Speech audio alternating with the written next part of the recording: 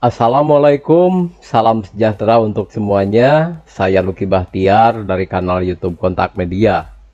Kali ini akan membahas topik yang berjudul antara durasi dan kecepatan bicara pada suatu video konten. Nanti si video konten itu ya bisa di mana saja ya, mungkin di-upload ke YouTube, mungkin untuk presentasi dan lain sebagainya. Dalam menyampaikan topik tersebut, saya ingin serius tapi santai ya. Jadi yang pertama, saya tetap bertahan pada narasi-narasi tanpa teks. Jadi saya bicara ini tidak menggunakan teks seperti juga konten-konten yang sebelumnya. Tanpa teks di sini maksudnya adalah saya tidak membacakan teks. Karena memang ada beberapa juga dari para YouTuber itu yang sebetulnya dia membacakan teks pada cerita-cerita rakyat, pada dongeng dan sebagainya, itu kentara mereka itu sedang membaca teks sebetulnya. Kemudian hasil pembacaan teksnya itulah yang diupload ke YouTube. Tentu saja itu bukan sebuah masalah sejauh si penonton sendiri memang bisa menikmatinya. Yang kedua, saya tidak ingin terbebani misalnya dengan harapan-harapan bahwa nanti yang nonton konten saya ini akan banyak. Kemudian nanti yang berkomentar juga banyak, yang like juga banyak, yang subscribe juga banyak. Saya tidak ingin seperti itu, jadi dibiarkan saja mengalir, saya nikmati saja narasi-narasi ini. Nah, kemudian satu hal lagi, saya juga tidak ingin terbebani oleh yang namanya SEO ya, Search Engine Optimization. Judulnya harus begini, kemudian deskripsinya harus begitu, pokoknya tidak ya untuk yang kali ini. Kembali ke topik tadi ya tentang durasi. Sering ada pertanyaan, idealnya berapa sih durasi video untuk YouTube? Saya akan menjawabnya dari sisi pandang penonton. Jadi saya ini kan sekaligus penonton YouTube, bahkan lebih sering nonton saya daripada membuat konten. Kalau dari sisi pandang saya, tidak ada hal yang ideal untuk durasi. Jadi semuanya itu serba relatif. Beda dengan mungkin ya, kalau si YouTube-nya sendiri dibatasi durasinya oleh si produsennya sendiri, si YouTube-nya sendiri. Misalnya YouTube mengatakan maksimal durasi yang boleh diupload adalah 15 menit, ya pasti semuanya ikut 15 menit. Tetapi ketika tidak ada pembatasan-pembatasan itu, sekali lagi saya katakan tidak ada durasi yang ideal. Semuanya itu tergantung kebutuhan, semuanya itu tergantung pada interaksi yang sedang berjalan antara yang menonton dan yang menyajikan. Misalnya begini, saya itu gemar menonton wayang golek. Sering saya menemukan di YouTube, tontonan wayang goleknya itu sampai 6 jam. Ada yang 3 jam, ada yang 5 jam, ada yang 4 jam. Maka bagi saya, batasan-batasan waktu seperti itu adalah sesuai dengan kebutuhannya, karena memang pergelarannya juga panjang.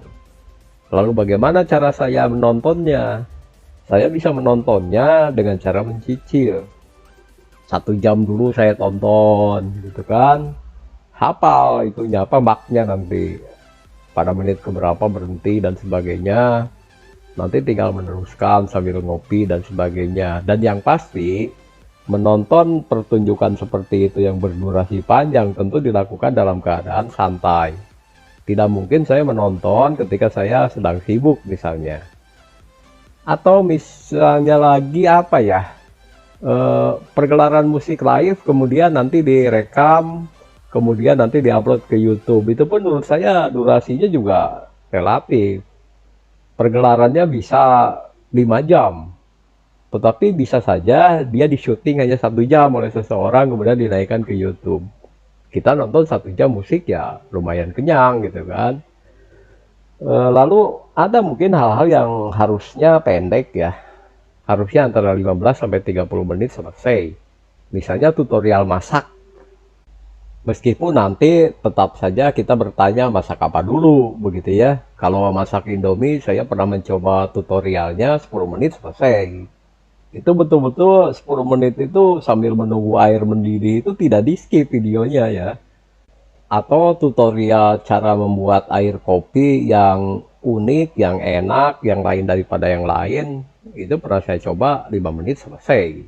Betul-betul tidak ada yang di skip di situ.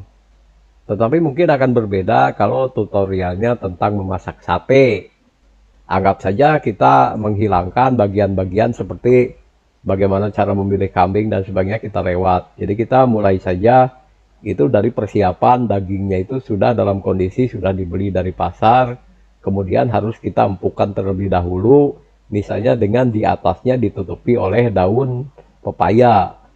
Proses pengempukan daging menggunakan daun pepaya tersebut tentu memakan waktu yang panjang, bisa berjam-jam. Nah, selama menunggu itu tentu saja kita tidak perlu mensyutingnya. Kita skip saja pada bagian itu, nanti bisa dilanjutkan. Nah, setelah waktu tersebut dilewati, ya videonya dilanjutkan. Seperti itu. Nah, kalau misalnya saya pernah menonton ya, bagaimana cara membuat sate yang enak, yaitu durasinya lumayan sih, di atas 10 menit. Bisa sampai 20 atau 30 menit, karena di situ juga mereka menjelaskannya secara rinci. Kemudian saya punya pengalaman. Jadi ceritanya saya mentargetkan tutorial tentang Microsoft PowerPoint itu selesai dalam waktu 20 menit. Itu target saya waktu itu. Tetapi ketika saya melakukan prakteknya, ternyata tidak bisa. Karena apa? Karena komputer yang saya gunakan waktu itu speknya bukan spek yang tinggi, tetapi spek yang sedang.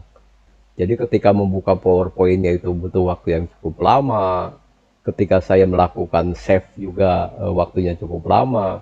Sehingga akhirnya dari target 20 menit selesai, itu 30 menit terus selesai. Jadi memang sangat banyak parameter yang harus kita perhatikan ketika berbicara soal durasi berapa panjangnya, berapa menit gitu ya. Ada juga yang memang udah ideal ya kalau punya peralatan yang bagus.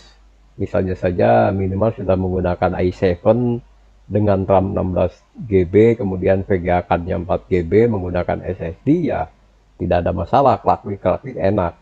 Tetapi bayangkan kalaupun ada spek seperti itu, tetapi menggunakan internet yang lemot. Ketika misalnya ingin menjelaskan sesuatu yang berbasis internet, mendownload software yang kecil saja misalnya sekitar 100 MB, itu kan lambat. Nah, kalau itu dibiarkan di syuting dengan video tanpa melakukan skipping, tentu saja akan memakan durasi juga. Jadi demikian ya soal durasi. Kesimpulannya, dari sisi pandang saya sebagai penonton, tidak ada yang ideal untuk sebuah durasi, tetapi semuanya menyesuaikan dengan kebutuhan. Sekarang kita membahas tentang kecepatan bicara. Kebetulan kalau saya kan termasuk orang yang bicaranya dalam tempo sedang-sedang saja ya, tidak cepat ataupun lambat. Tetapi akhir-akhir ini memang kalau menonton video, saya itu lebih suka kepada yang bicaranya cepat. Entah kenapa ya, mungkin juga terpengaruh oleh tontonan di televisi. Jadi kalau dulu TVRI itu jarang ya, seorang pembawa berita atau seorang presenter bicaranya cepat. Tetapi setelah ada televisi swasta, itu banyak sekali para presenternya itu yang bicaranya cepat. Meskipun cepat harus diakui kalau dari sisi artikulasi, dari sisi pesan yang disampaikan dan sebagainya itu nggak ada masalah. Mungkin mereka juga terbentur dengan durasi, bahwa acara ini harus selesai dalam tempo sekian menit dengan kepadatan konten sekian, sehingga mereka akhirnya konversasinya adalah dengan mempercepat bicara. Dan saya pernah ya bertemu dengan mereka beberapa kali. Jadi ketika mereka membacakan berita, itu kesannya cepat. Tetapi ketika bicara biasa saja di darat, mereka biasa aja, sedang-sedang saja tempo bicaranya. Nah, ada hal yang mungkin perlu diperhatikan juga adalah tentang kebiasaan sehari-hari ya. Orang yang terbiasa berbicara cepat, ketika membuat konten di YouTube, ya pasti enak saja tanpa beban dia bicara cepat. Tetapi seseorang yang sehari-harinya berbicara dalam tempo yang lambat, kemudian harus bicara cepat, itu pasti agak bermasalah di awal-awal, kecuali kalau dia sudah terlatih. Jadi menurut saya soal kecepatan bicara di YouTube atau di konten-konten videonya itu ya, itu pun hal yang relatif. Sejauh si penonton bisa menikmati, entah tempo bicaranya si konten kreator itu cepat atau sedang atau lambat, bukan masalah. Beberapa kali saya melihat video yang mereview gadget ya, entah itu ponsel atau TWS. Mereka terhitung cepat, bahkan sangat cepat. Hanya bisa dinikmati ya, karena mungkin dia sudah terlatih, dia sendiri memiliki artikulasi yang baik dan sebagainya.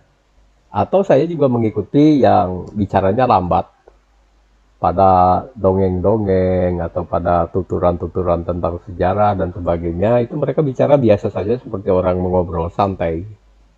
Itu juga tetap bisa saya nikmati. Jadi pada akhirnya bukan soal cepat atau lambatnya berbicara, tetapi mungkin kepada nyaman atau tidaknya terhadap penonton. Nah, seperti sekarang saya bicara dengan tempo yang menurut saya sedang-sedang saja. Ya ini juga mungkin ada yang suka, ada yang tidak, karena itu berhubungan dengan selera. Saudara-saudaraku, saya ingin berinteraksi dengan kalian. Jadi jika berkenan, silahkan di bawah berkomentar, kita bertukar pikiran. Karena pada dasarnya saya adalah seorang konten kreator yang masih belajar. Masih banyak kekurangan-kekurangan saya yang tentu saja harus diberi masukan. Selama masukan-masukan tersebut produktif, bisa saya terapkan, karena memang saya mampu melakukannya, tentu akan saya gunakan. Terkecuali ada beberapa masukan yang bagus, tetapi di luar kemampuan saya ketika mengukur diri, ya mungkin mohon maaf, tidak bisa saya terapkan.